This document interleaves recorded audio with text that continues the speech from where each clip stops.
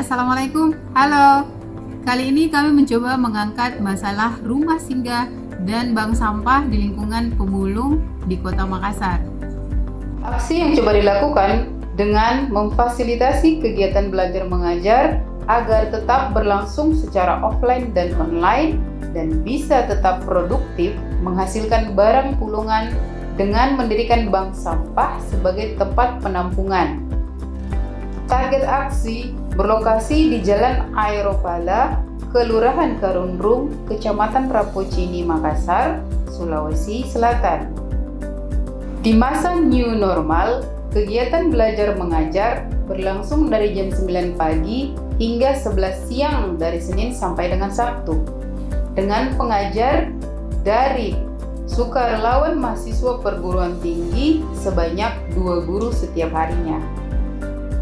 Kegiatan memulung biasanya dilakukan 2 kali sehari, di pagi hari dan sore hari. Agar proses belajar mengajar tetap berlangsung, maka dibutuhkan penambahan kapasitas ruangan belajar serta fasilitas mengajar lainnya. Serta dibutuhkan lahan sebagai tempat penampungan sampah dari pemulung.